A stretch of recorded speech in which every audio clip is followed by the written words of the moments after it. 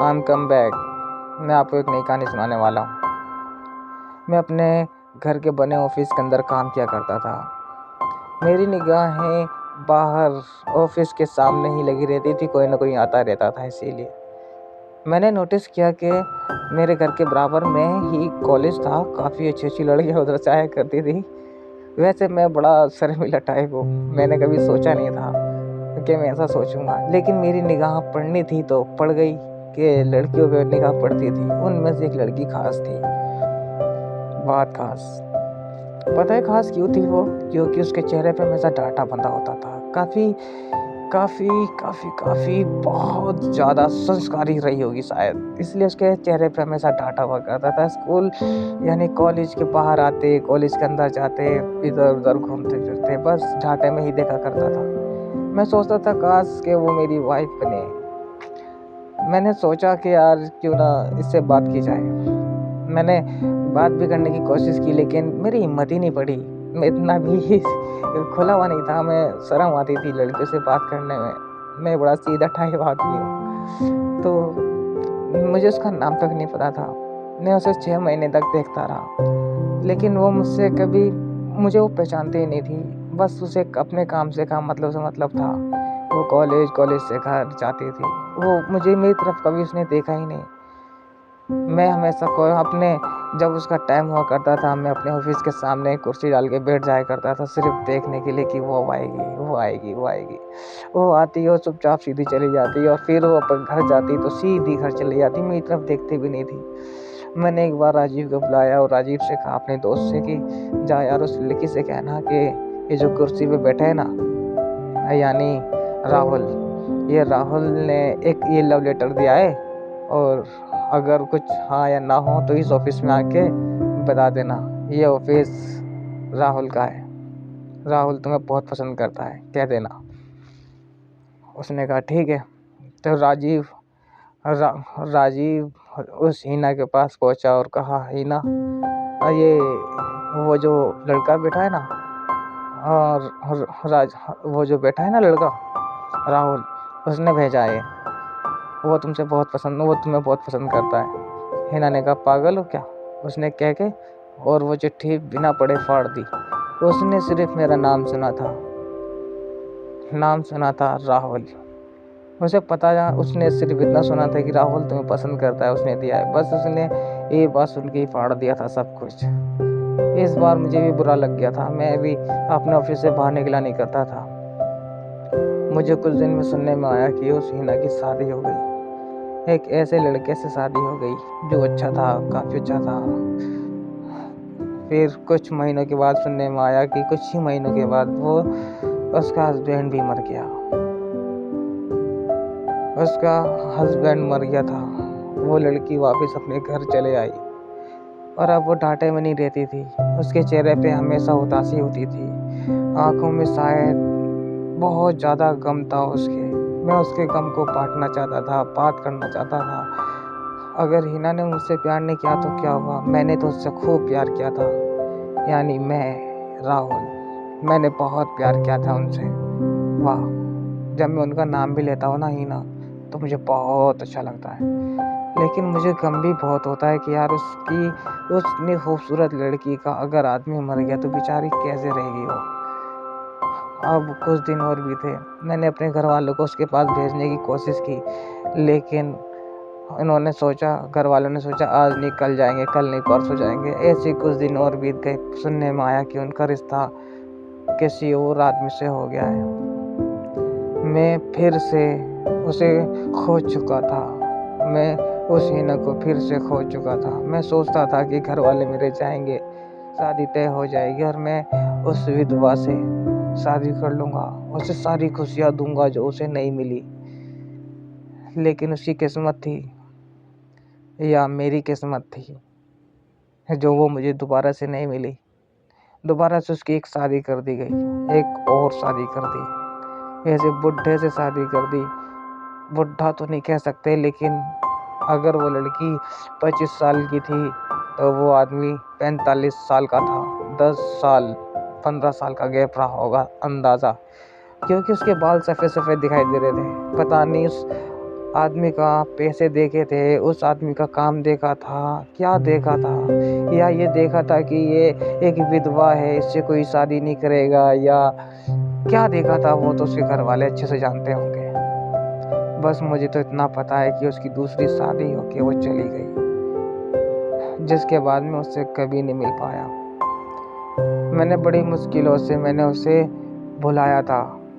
उसके बाद मैं एक टॉनिका सिटी एक कंपनी में पहुंचा, गुरुकुल मैनेजमेंट मार्केटिंग ग्रुप।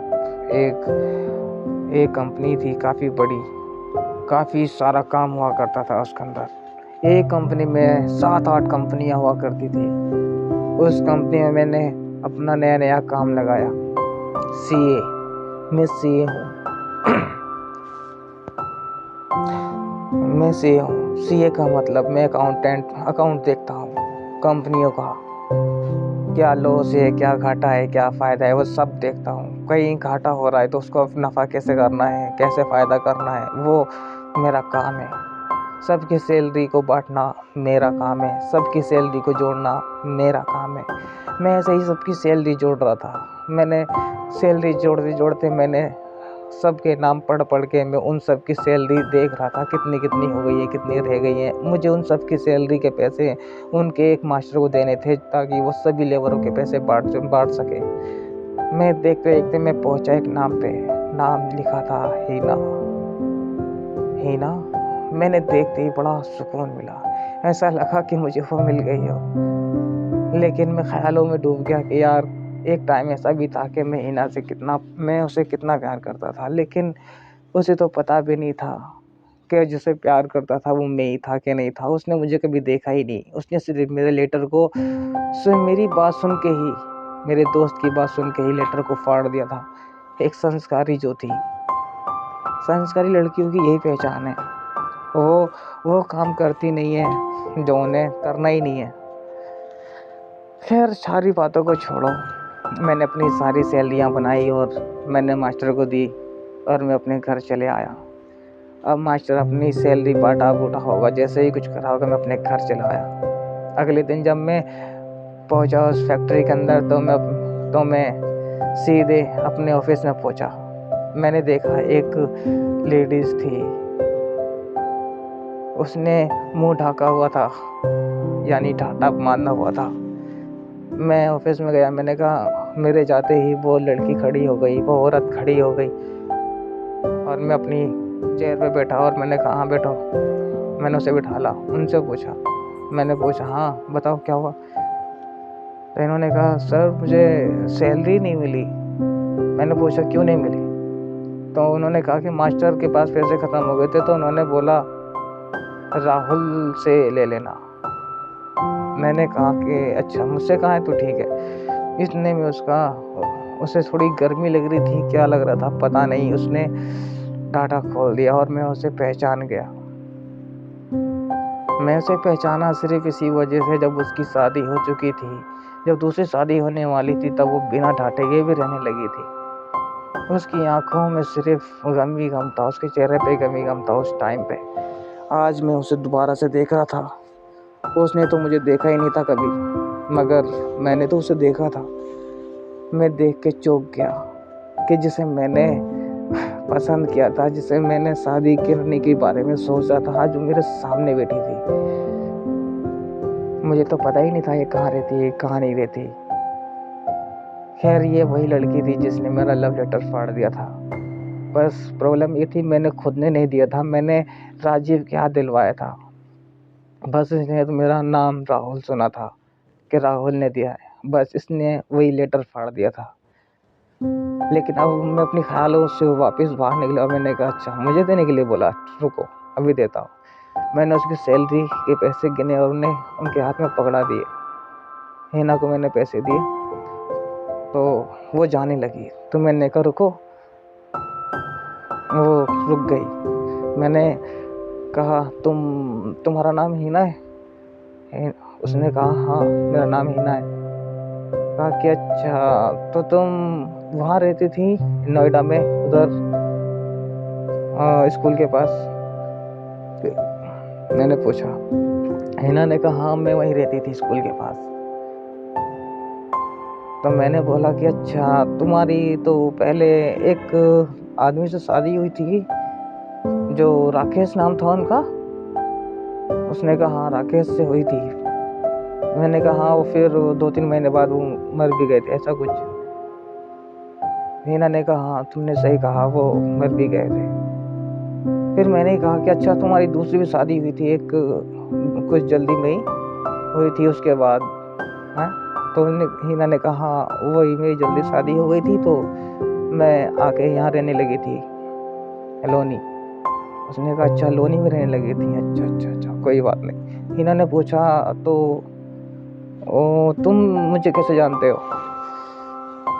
मैं कुछ जवाब दे पाता, इतने में मेरा दोस्त राजीव ऑफिस में आया। उसने कहा राहुल यार, तुझे मास्टर बुला रहे हैं यार, ऐसा बोला। पर राजीव बोलते बोलते देखा मेरी तरफ, और देखा उस लड़की की तरफ जिसका डाटा खुला हुआ था। राजीव ने कहा अरे, तुम यहाँ कैसे? हिना ने कहा अरे, मैं तो कुछ नहीं। हिना उसे पहले से जानती थी, क्योंकि उसने लव लेटर भी दिया था, उसके साथ में रहता था, तो उसी के घर के पास रहता था। वो अच्छे से जानती थी राजीव को। तो राजीव ने कहा कि अरे यार, राजीव ने कहा अरे राहुल, ये तो वही है जो जिसे तुमने लेटर देने के लिए बोला था, वही है। उसने मेरे कान में धीमे से बोला, पर उसने जितना धीमे से बोला, पर फिर भी इस लड़की ने यानी हीना ने सब कुछ सुन लिया था। हीना ने कहा कि अच्छा, मैं चलती हूँ।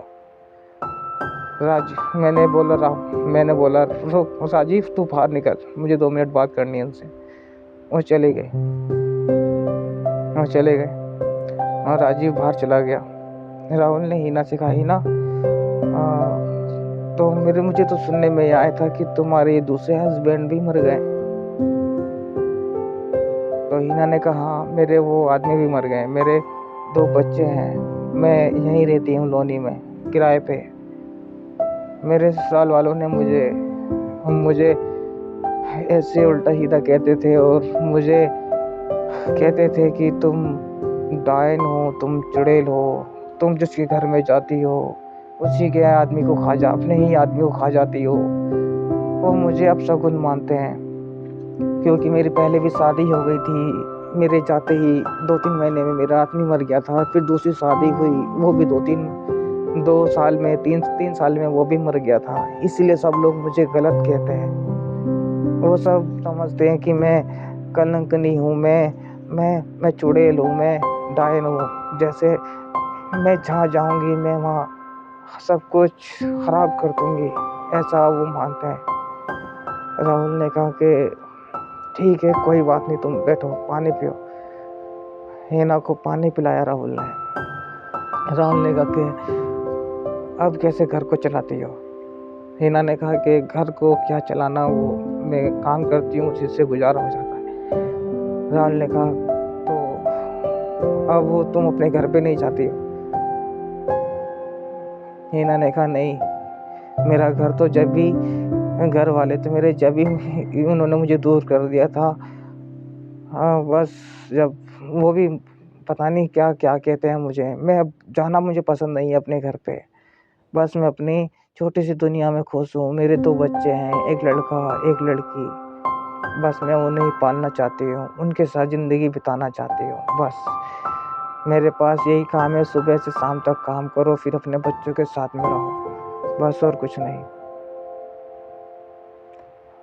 तो राहुल ने कहा देखो, मुझे तुम ये माफ़ करना, मुझे पता नहीं था ये सब कुछ के तुम्हें दुख होगा, लेकिन तुम इतना दुख कैसे सह सकती हो? ऐसा करो, अगर तुम्हें बुरा ना लगे तो मैं तुमसे शादी करना चाहता हूँ।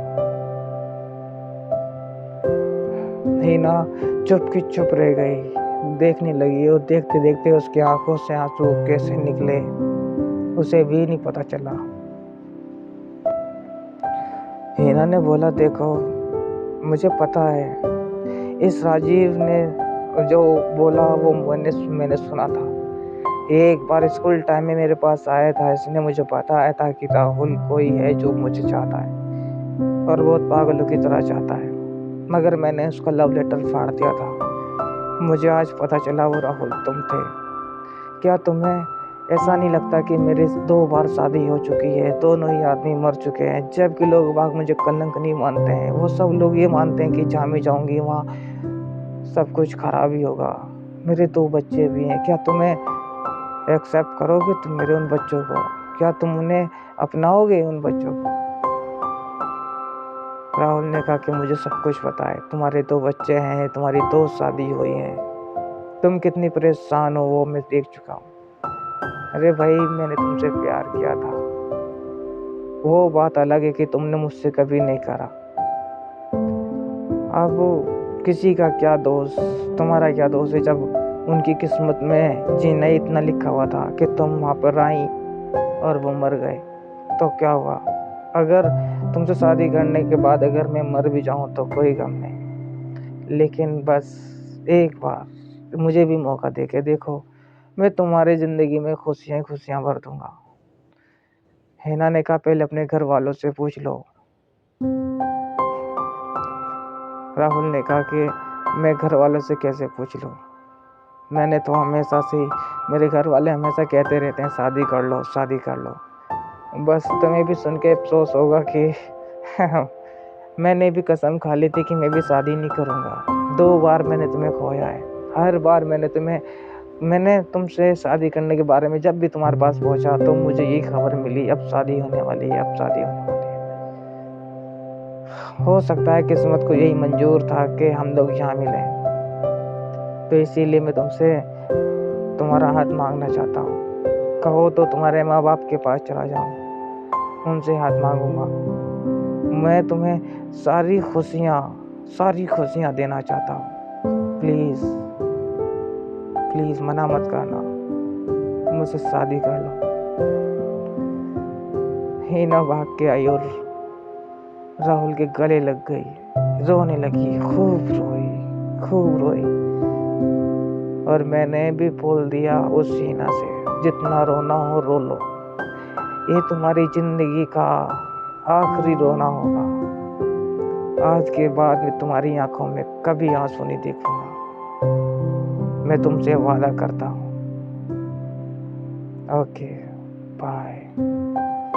बस ये थी आज की कहानी। ओके बाय, मिलते हैं और कोई दूसरी कहानी में।